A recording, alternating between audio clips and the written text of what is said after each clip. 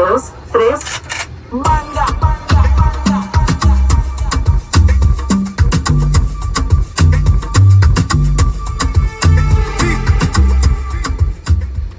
Okay, so there's still some unfinished business from October.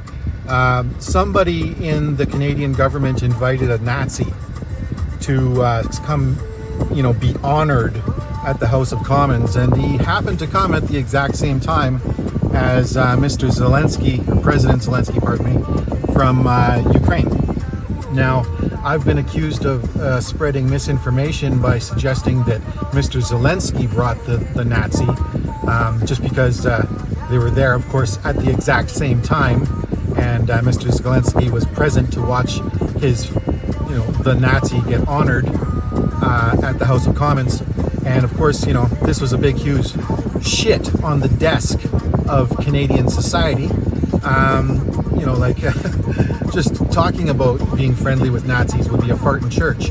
But when you bring a fucking Nazi to my fucking place of government, the place that is sacred to Canadians, and you bring a fucking Nazi there, and he shows up and we clap for him, because I guess the people didn't realize who he was until after, so they can be forgiven. But somebody brought him, and I know Anthony Rota took it on the chin, and the previous Speaker of the House quit because of this. But I don't buy it. I don't buy that he, on his own, invited a fucking Nazi to the House of Commons.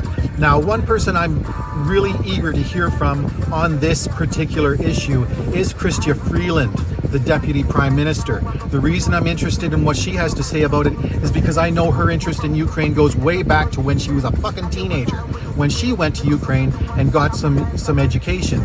And she tells a story about where they sent an ugly, short guy to take her to the opera.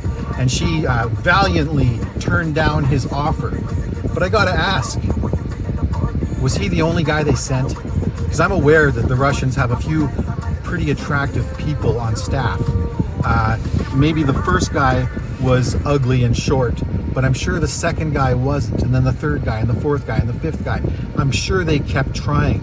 So the question is, Mrs. Freeland, what do you know about the fucking Nazi?